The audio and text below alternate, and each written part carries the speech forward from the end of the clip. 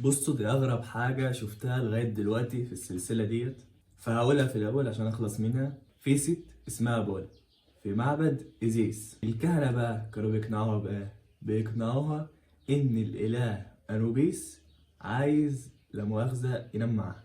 في الآخر طلع إن واحد كان دافع لهم فلوس عشان هو اللي عايز يعني الموضوع ده. يوم تيربوس بقى بتصعيد للأمور، يوم هادد المعبد ويرمي تمثال إيزيس ويصلب الكهنة ويطرد اليهود. مش عارف مالهم، بس هو طرد اليهود بعدها. طرد 4000 يهودي ووداهم جزيرة سردينة. ووقتها جرمانيكوس كان في الأقصر بيشوف الآثار المصرية، عشان ساعتها كانت آثار برضه. يفتح مخازن الغلة.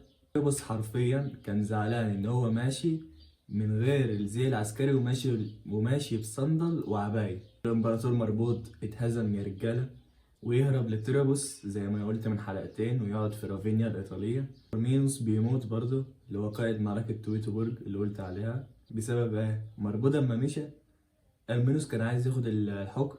اما عيلته قالوا له انت هتعمل نفسك فيها مش عارف ايه، اما قتلوه.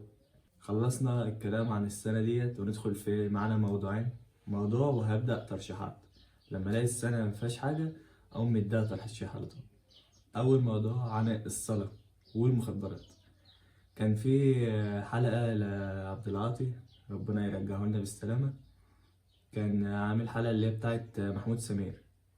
كان فيها حتة حلوة أوي. كان بيقول له أنت عايز ترجع المخدرات؟ أما قال له دي المخدرات حلوة فشخ.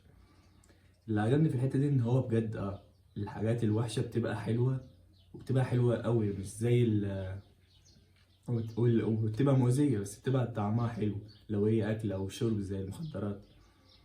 والصلاة صعبة، وممكن تقول عليها هي صعبة، مش زي المخدرات. ليه مال الصلاة بالمخدرات؟ لأن المخدرات أنت بتبقى عايز تعملها وبتاخد المفعول على طول. الصلاة لأ، ممكن بعدين ما تموت أصلا، ممكن دلوقتي. فبس أنا مش عارف كنت عايز أقول إيه.